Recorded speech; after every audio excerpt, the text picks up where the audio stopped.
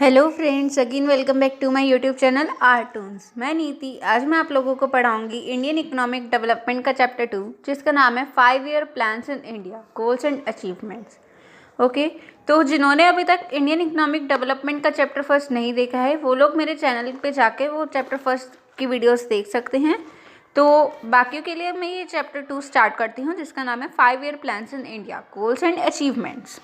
तो इसमें हमारा पहला टॉपिक आता है व्हाट इज़ इकोनॉमिक प्लानिंग, कि इकोनॉमिक प्लानिंग क्या होती है। ठीक है, तो इसमें आगे है economic planning refers to a system under which a central authority like planning commission in India after independence sets a set of targets and specifies a set of programs and policies to achieve those targets within the specified period of time. The principal focus is on the rational management of the scarce resources. Thus, resources are to be so rationally, optimally utilized that the social welfare is maximized along with GDP growth. ठीक है, इसमें वो ये कह रहा है economic planning basically एक ऐसा सिस्टम होता है जिसके अंडर में जो सेंट्रल अथॉरिटी होती है ना, जैसे कि प्लानिंग कमीशन है इंडिया में, वो मतलब काफ़ी सारे टारगेट सेट करता है। ठीक है, और प्रोग्राम से सेट करता है और पॉलिसीज बनाता है, किस लिए? उन टारगेट्स को अचीव करने के लिए। ठीक है, एक स्पेसिफाइड पीरियड के अंदर अंदर। ठीक है, और जिसका प्रिंसिपल फोकस होता है ना, वो किस पे होता है? स्कार्स रिसोर्सेज की रेशनल मैनेजमेंट पे। ओके, और जो रिसोर्सेज आते हैं ना, वो ऐसे में रेशनली यूटिलाइज्ड होते हैं कि जो सोशल वेलफेयर होता है ना, वो मैक्सिमाइज हो जाता है जीडीपी ग्रोथ के साथ साथ। ओके, आगे वो कह रहा है एक डेफिनेशन है इकोनॉमिक प्लानिंग की, वही हम पढ़ते हैं, जो कि प्लानिंग कमीशन के थ्रू दी गई है। Economic planning means utilisation of country's resources in different development activities in accordance with national priorities. ठीक है, प्लानिंग कमीशन के अकॉर्डिंग इकोनॉमिक प्लानिंग क्या है? इकोनॉमिक प्लानिंग एक ऐसा प्लानिंग है जो कि क्या होता है, जिसका मतलब ये है कि जो कंट्रीज के रिसोर्सेज है ना, उनका यूटिलाइजेशन होए अलग अलग डेवलपमेंट एक्टिविटीज़ में, वो भी किसके उसमें? नेशनल प्रायोरिटीज़ के अकॉर्डिंग्स में। ओके, आगे वो कह रहा है in India the idea of economic planning became a reality with the setting up of planning commission in 1950 under the chairmanship of professor Mahalanobis. It is important to note that the Planning Commission has now been abolished. In February 2015, it has been replaced by the Niti Aayog. The role of Niti Aayog is to make such policies that accelerate the pace of GDP growth. ठीक है, जो India के अंदर जो economic planning का जो idea था ना, वो एक रियलिटी बन गया था प्लानिंग कमीशन के सेट होने के साथ साथ 1950 में। ठीक है, किसकी चेयरमैनशिप में? प्रोफेसर महालाना ओबेस, जिनकी ये फोटो आप साइड में देख सकते हैं। ठीक है, और ये अब ये भी चीज़ इंपॉर्टेंट है नोट करने लायक कि जो प्लानिंग कमीशन है वो ख़त्म हो गई है, एबोलिश्ड हो गई है फरवरी 2015 में। ठीक है, और इसे रिप्लेस कर दिया गया किससे? नीति आयोग से। और जो नीति आयोग है, उसका जो रोल है वो है कि कुछ पॉलिसीज़ बनाना जो कि जीडीपी ग्रोथ को एक्सेलरेट करती हो। ठीक है, इसके बाद वो कह रहा है in the Indian constitution reference to economic and social planning exist in the concurrent list in the 7th schedule. ठीक है, इंडियन कॉन्स्टिट्यूशन में क्या है जो रेफरेंस है इकोनॉमिक और सोशल प्लानिंग की, वो किस में एग्जिस्ट करती है? 7th शेड्यूल के कॉन्करेंट लिस्ट में। ओके, अब इसमें ना कुछ ये बॉक्स आप देखिए जिसकी हेडिंग है economic and social spheres of comprehensive plan. ठीक है, अब इसमें ना कॉम्प्रिहेंसिव प्लानिंग के कुछ इकोनॉमिक और सोशल स्फेयर्स दिए गए हैं। अब हम उन्हें पढ़ते हैं, जिसमें फर्स्ट है in India planning covers economic as well as social spheres और एरियाज ऑफ एक्टिविटी। इंडिया में क्या है जो प्लानिंग है ना, जो कि क्या कवर करती है? इकोनॉमिक और सोशल स्फेयर्स को या फिर एरिया को, एक्टिविटी को। ठीक है, सेकेंड है agriculture, industry, transportation and trade are the examples of economic spheres और एरियाज ऑफ प्लानिंग। इंडिया में क्या है जो इकोनॉमिक स्फेयर्स है ना, उसके कुछ एग्जांपल हैं, जैसे कि एग्रीकल्चर हो गया, इंडस्ट्री हो गया, ट्रांसपोर्टेशन और ट्रेड हो गया। ये कुछ एग्जांपल्स है किसके? इकोनॉमिक स्फेयर्स ऑफ प्लानिंग के। ठीक है, थर्ड है education, health and housing are the principal examples of social spheres और एरियाज ऑफ प्लानिंग। एजुकेशन हो गया, हेल्थ हो गया, हाउसिंग हो गया, प्रिंसिपल एग्जाम्पल्स है किसके? सोशल स्फेयर्स के। फोर्थ पॉइंट है planning that covers both the social and economic spheres of growth is called comprehensive planning. ऐसी प्लानिंग जो कि सोशल और इकोनॉमिक स्फेयर्स को कवर करती है ग्रोथ के, उन्हें हम बोलते हैं कॉम्प्रिहेंसिव प्लानिंग। ठीक है। इसके बाद हमारा नेक्स्ट टॉपिक आता है need for planning in India, कि इंडिया में प्लानिंग की क्या ज़रूरत है। ठीक है। India inherited from the British a backward and stagnant economy. It was backward as well as the level of output and productivity were low.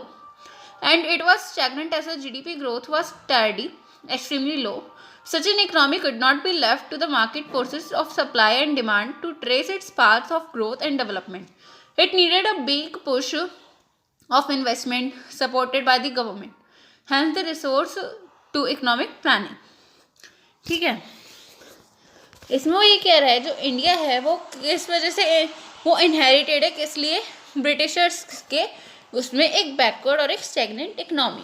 ठीक है। और ये बैकवर्ड है कैसे में, क्योंकि जो लेवल ऑफ आउटपुट और प्रोडक्टिविटी है ना इंडिया का वो बहुत ज़्यादा लो है। और तो और ये स्टैग्नेंट भी है, क्यों, क्योंकि जो जीडीपी ग्रोथ है इंडिया का वो बहुत ज़्यादा लो है। और ऐसी इकोनॉमी को हम मार्केट फोर्सेस में नहीं छोड़ सकते, जो कि फिर सप्लाई और डिमांड का जो पाथ है, सप्लाई और डिमांड की जो चेन है उसमें कोई ग्रोथ और डेवलपमेंट ही ना ट्रेस कर पाए। ठीक है। इस ऐसी इकोनॉमी को एक बिग पुश चाहिए होता है, किस चीज़ का, इन्वेस्टमेंट का, गवर्नमेंट के सपोर्ट का। ठीक है। और इसका मतलब ये होता है कि वो ऐसी इकोनॉमी को इकोनॉमिक प्लानिंग का एक रिकॉर्ड्स चाहिए होता है। ठीक है। इसके बाद है directive planning and comprehensive planning. इसके बाद उसने दो प्लानिंग के बारे में एक्सप्लेन किया हुआ है, जिसमें एक है डायरेक्टिव प्लानिंग और दूसरी है कॉम्प्रिहेंसिव प्लानिंग। तो डायरेक्टिव प्लानिंग पढ़ते हैं हम पहले। Directive planning refers to a system in which planning is introduced just to direct the forces of supply and demand so that the system does not go wayward from the state of equilibrium.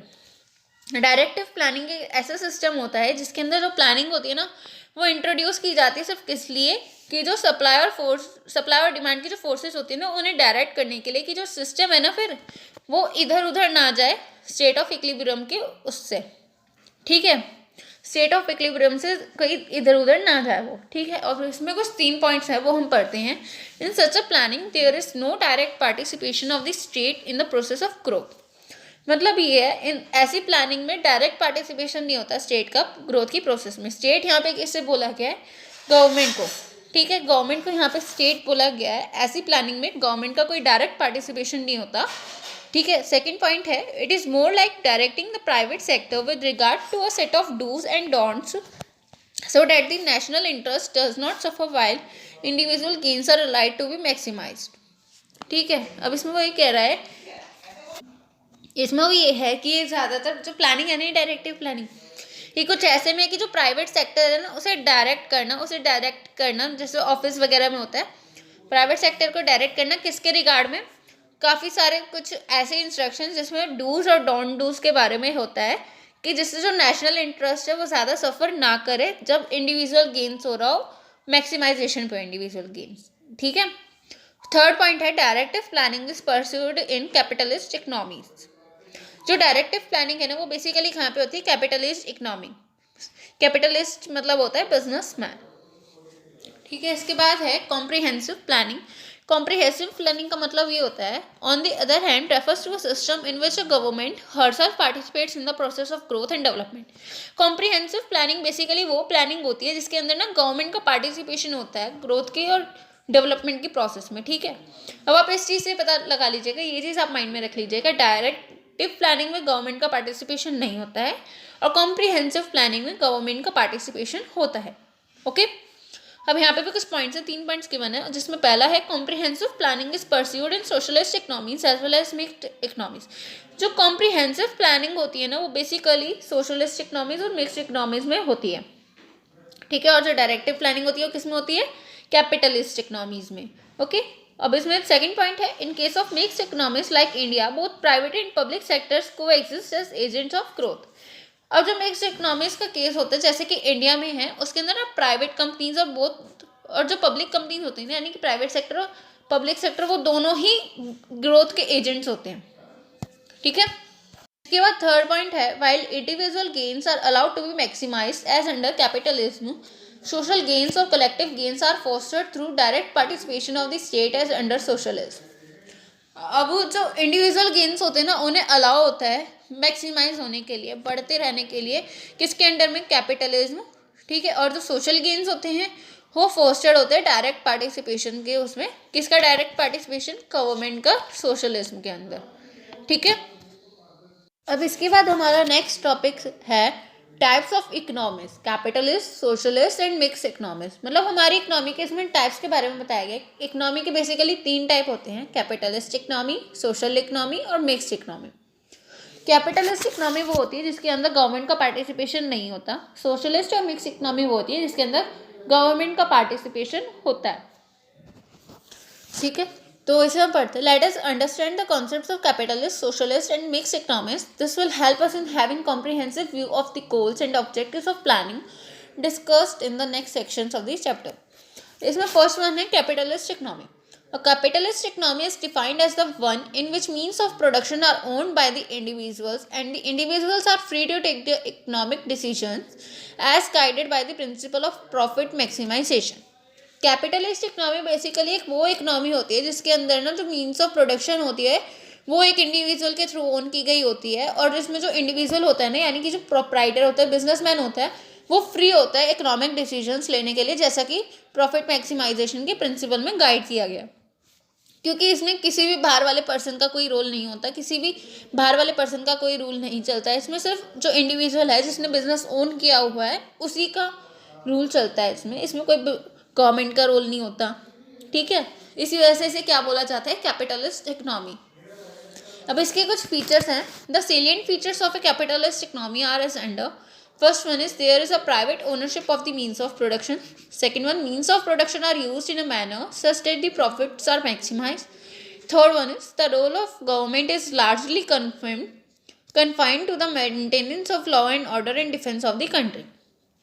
इसमें क्या होता है, capitalist economy जो होती है ना वो basically private ownership होती है मीन्स ऑफ प्रोडक्शन की, क्योंकि एक तरह से प्राइवेट कंपनी मानी जाती है। गवर्नमेंट कंपनी वो कहलाती है, पब्लिक कंपनी वो कहलाती है जिसके अंदर गवर्नमेंट का पार्टिसिपेशन हो जाए। बट जिसमें गवर्नमेंट का पार्टिसिपेशन कहीं नहीं होता तो वो क्या कहलाती है, कैपिटलिस्ट इकोनॉमी में वो प्राइवेट ओनरशिप कहलाती है, प्राइवेट कंपनी कहलाती है, ठीक है। और जिसमें मीन्स ऑफ प्रोडक्शन होते हैं ना वो कुछ इस मैनर में यूज़ किए जाते हैं कि जो प्रॉफिट होना वो मैक्सिमाइज है। प्राइवेट कंपनी का बेसिकली मोटिव यही होता है, प्रॉफिट मैक्सिमाइजेशन। तो इसमें भी ये इसी तरीके से प्रोडक्शन वगैरह चलता है प्राइवेट कंपनी में कि प्रॉफिट्स ज़्यादा से ज़्यादा हो। और इसमें जो है वो जो गवर्नमेंट का रोल है ना वो काफ़ी ज़्यादा कन्फाइंड है, किसमें, लॉ एंड ऑर्डर को मेंटेन रखने में और कंट्री के डिफेंस में। अब इसके कुछ मेरिट्स हैं, मेरिट्स यानी कि advantages. The principal merit of the system is that it promotes self interest, profits are maximised and GDP growth is accelerated. इस सिस्टम का, कैपिटलिस्ट इकोनॉमी का बेसिकली एक एडवांटेज ये है कि ये सेल्फ इंटरेस्ट को प्रमोट करता है।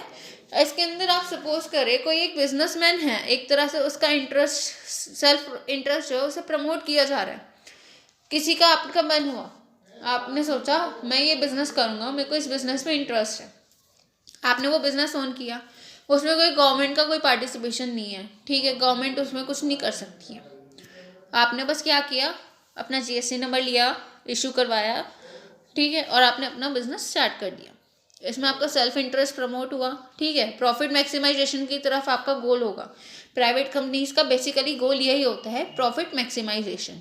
और इससे क्या होता है, इन कंपनी से जीडीपी ग्रोथ भी एक्सेलरेट होती है, प्राइवेट कंपनी से जीडीपी ग्रोथ एक्सेलरेट होती है। फिर इसके कुछ डिमेरिट हैं, वो हम पढ़ते हैं। The principal demerit of the system is that it ignores collective interest of the society. Only those goods are produced which yield high profits. Accordingly, the production is directed to satisfy needs of the rich. Poor people suffer deprivation. There is growth without social justice. इस system का principal demerit ये है कि ये ना collective interest को ignore करता है। जो सोसाइटी का कलेक्टिव इंटरेस्ट होता है ना उस पर बिल्कुल भी ध्यान नहीं दिया जाता इस सिस्टम में, ठीक है। सिर्फ वही गुड्स को प्रोड्यूस किया जाता है जिनसे हाई प्रॉफिट्स हो, ठीक है। छोटे मोटे प्रोडक्ट्स को नहीं किया जाता प्रोड्यूस। और इसी में क्या होता है, जो प्रोडक्शन होती है ना वो सिर्फ किस लिए होती है, जो अमीर लोग होते हैं ना उनकी सेटिस्फेक्शन के लिए। अब जब आप एक चीज़ सपोज कीजिए, जब आप कोई ऐसा प्रोडक्ट बनाएंगे जिसके अंदर आपको हाई प्रॉफिट होगा तो वो सस्ता मस्ता प्रोडक्ट तो होगा नहीं, ठीक है। महंगा ही प्रोडक्ट होगा तो महंगा प्रोडक्ट तो सिर्फ कौन ले सकता है, रिच पर्सन ही अफोर्ड कर सकता है, जिससे क्या होता है सिर्फ रिच की सेटिस्फेक्शन हो पाती है, ठीक है, और जो पुअर पीपल होता है उसे डेप्रिवेशन ही सफ़र करना पड़ता है। इससे क्या होता है, ग्रोथ होती है लेकिन सोशल जस्टिस के बिना होती है। अब इसके बाद है socialist economy. Socialist economy is the one in which there is a social, collective or public ownership of the means of production and economic decisions are taken by some central authority of the government with a view to maximize social welfare. एक socialist economy वो होती है जिसके अंदर ना social ownership होती है। Social ownership मतलब कलेक्टिव ओनरशिप कह लो या पब्लिक ओनरशिप कह लो, ठीक है, किस चीज़ की, प्रोडक्शन की। और जो इकोनॉमिक डिसीजंस होते हैं वो भी सेंट्रल अथॉरिटी के थ्रू लिए जाते हैं, सेंट्रल अथॉरिटी ऑफ गवर्नमेंट। किसको ध्यान में रखते हुए, सोशल वेलफेयर को ध्यान में रखते हुए, क्योंकि इसमें गवर्नमेंट का पार्टिसिपेशन होता है और इसके अंदर ना सोशल वेलफेयर के ऊपर ज़्यादा ध्यान दिया जाता है, ठीक है। अब इसके कुछ फीचर्स हैं। The salient features of a socialist economy are as these: means of production are collectively owned by the society as a whole, or there is a public ownership means of production. Means of production are used in a manner such that the social welfare is maximized. There is a direct participation of the government in the process of production. The role of government is not merely confined to law and order and defense. अब इसके कुछ features में ये है कि जो इसमें means of production होता है ना, वो बेसिकली किसके थ्रू ओन किया जाता है, सोसाइटी के। उसमें सोसाइटी इसे ओन करती है और यहाँ पे ना एक तरह से आप ये कह लीजिए कि यहाँ पे पब्लिक ओनरशिप होती है मीन्स ऑफ प्रोडक्शन की, ठीक है। और जो यहाँ पे मीन्स ऑफ प्रोडक्शन होता है ना, वो बेसिकली इस तौर पे किया जाता है, यहाँ पे इस तौर पे प्रोडक्शन की जाती है कि सोशल वेलफेयर मैक्सिमाइज हो। कैपिटलिस्ट इकोनॉमी में तो प्रॉफिट्स की तरफ ध्यान दिया जाता है, सोशलिस्ट इकोनॉमी में सोशल वेलफेयर की तरफ ध्यान दिया जाता है। और यहाँ पे गवर्नमेंट का डायरेक्ट पार्टिसिपेशन होता है, और जो गवर्नमेंट का रोल है ना वो यहाँ पे सिर्फ इसी में कन्फाइंड नहीं होता, लॉ एंड ऑर्डर और डिफेंस में ही, ठीक है। इसके बाद इसके कुछ मेरिट्स हैं, वो हम पढ़ते हैं। Socialist economy achieves equality in the distribution of income, growth process becomes inclusive and is based on the principle of social justice. जो सोशलिस्ट इकोनॉमी होती है ना, वो इक्वालिटी अचीव करती है किसमें, इनकम की डिस्ट्रीब्यूशन में। सोशलिस्ट इकोनॉमी में बेसिकली जो इनकम होती है ना, वो इक्वल डिस्ट्रीब्यूशन किया जाता है उसका, और जो ग्रोथ होती है ना, वो जो ग्रोथ प्रोसेस होता है वो इंक्लूसिव बन जाता है। और किस पे बेस किया जाता है, वो किस पे बेस्ड होता है, सोशल जस्टिस के प्रिंसिपल पे। फिर डीमेरिट्स है कुछ। The principal demerit is that GDP growth remains a slow process. This is because production is not directed by the principle of profit maximisation. Instead, it is directed by the principle of equity and justice. It is owing to this merit that the erstwhile socialist economies like Soviet Union and China had to switch over to the market economy from the control economy. इसका सबसे बड़ा demerit ये है कि socialist economy में जो GDP growth होती है ना, वो एक स्लो प्रोसेस होता है। क्यों? क्योंकि इसमें जो प्रोडक्शन होती है ना, वो प्रॉफिट मैक्सिमाइजेशन के प्रिंसिपल से नहीं की जाती, वो बेसिकली किसके प्रिंसिपल से की जाती है, इक्विटी और जस्टिस के उसमें, कि यहाँ पे कोई भेदभाव ना होए और सबको एक समान सब कुछ मिले, ठीक है। और इसी डीमेरिट की वजह से क्या हुआ था, जो सोशलिस्ट इकोनॉमिक्स थी जैसे कि सोवियत यूनियन हो गया और चाइना थे, उन्हें स्विच करना पड़ा था मार्केट इकोनॉमी से कंट्रोल इकोनॉमी, मतलब कंट्रोल इकोनॉमी से मार्केट इकोनॉमी पे, ठीक है। इसके बाद है mixed economy. Mixed economy is the one in which there is a private as well as public ownership of the means of production. Production decisions are governed largely by the principle of profit maximization, but not without checks and balance of social justice. Mixed economy एक ऐसी economy होती है जिसके अंदर ना private और public ownership दोनों होती हैं, और जो प्रोडक्शन के डिसीजंस होते हैं ना, वो बेसिकली प्रॉफिट मैक्सिमाइजेशन के प्रिंसिपल पे लिए जाते हैं, ठीक है, लेकिन बिना किसी चेक्स और बैलेंसेस के सोशल जस्टिस के, ठीक है। अब इसके कुछ फीचर्स हैं, वो हम पढ़ते हैं. The salient features of a mixed economy are as under. First one, means of production are owned by the private entrepreneurs as well as the government. Second, in the private sector, production decisions are governed by the principle of profit maximization, while in the public sector, social welfare rules the roost. Third one, both public and private sectors plays a significant role in the process of production. इसमें क्या है, जो basically means of production होती है ना, वो किसके through own की जाती है, प्राइवेट एंटरप्रेन्योर्स और गवर्नमेंट के थ्रू. इसके अंदर मतलब प्राइवेट एंटरप्रेन्योर्स का तो रोल होता ही होता है, साथ में गवर्नमेंट का भी रोल होता है मिक्स्ड इकोनॉमी में. और इसमें क्या होता है, जो प्राइवेट सेक्टर होता है ना, वो प्रोडक्शन, उसके अंदर क्या होता है, जो प्रोडक्शन डिसीजंस होते हैं वो प्रॉफिट मैक्सिमाइजेशन के प्रिंसिपल पे गवर्न किए जाते हैं, और जो पब्लिक सेक्टर होता है उसके अंदर सोशल वेलफेयर के उस पर किया जाता है। तो इसमें एक तरह से दोनों चीज़ें ही होती है। और इसमें क्या होता है, जो पब्लिक सेक्टर और प्राइवेट सेक्टर होते हैं ना, वो दोनों ही प्रोडक्शन के प्रोसेस में एक बहुत ही महत्वपूर्ण रोल प्ले करते हैं। अब इसके कुछ मेरिट्स हैं। The principal merit of a mixed economy is that it combines the merits of capitalistic as well as the socialist economy. On the one hand, GDP growth is encouraged because the private entrepreneurs are free to focus on profit maximization. On the other hand, social justice or equality is promoted because the government sector places high priority on the maximization of social welfare. अब इसका principal merit ये है mix economy में कि इसमें ना socialist economy और capitalist economy दोनों के मेरिट्स कंबाइंड हैं। एक तरफ इसमें जीडीपी ग्रोथ हो रही है प्राइवेट एंटरप्रेन्योर्स की वजह से, तो दूसरी तरफ यहाँ पे सोशल जस्टिस भी हो रहा है गवर्नमेंट की वजह से। ठीक है, क्यों? क्योंकि जो प्राइवेट एंटरप्रेन्योर्स है उनका बेसिकली फोकस क्या होता है, प्रॉफिट मैक्सिमाइजेशन, और गवर्नमेंट का मोटिव क्या होता है, सोशल वेलफेयर। तो इस इकोनॉमी में दोनों ही चीज़ें होती हैं। ठीक है, अब इसका कुछ डिमेरिट है वो भी हम पढ़ते हैं। The principal demerit is that the government sector is often inflicted with the corruption leading to low level of efficiency or productivity. It is owing to this demerit that the mixed economies like India are gradually opting for privatization of the public enterprises. इसका demerit basically ये है कि जो government sector होता है ना उसमें काफ़ी ज़्यादा करप्शन होता है, जिस वजह से ना इसमें क्या होता है, जो प्रोडक्टिविटी और एफिशिएंसी होती है ना उसका लो लेवल होता है। इसी डिमेरिट के कारण क्या है, जो मिक्स्ड इकोनॉमीज है जैसे कि इंडिया, उसमें बेसिकली पब्लिक एंटरप्राइजेस का क्या होता जा रहा है, प्राइवेटाइजेशन होता जा रहा है, पब्लिक एंटरप्राइजेस खत्म होती जा रही है। ओके, तो आज की वीडियो में सिर्फ इतना है। मिलते हैं अब हम हमारी नेक्स्ट वीडियो में नेक्स्ट टॉपिक के साथ। तो जिन्होंने अभी तक मेरे चैनल को सब्सक्राइब नहीं किया है वो मेरे चैनल को सब्सक्राइब कर दीजिए, और आप लोगों को मेरी वीडियोस पसंद आ रही है तो मेरी वीडियो को लाइक शेयर करना मत भूलिएगा।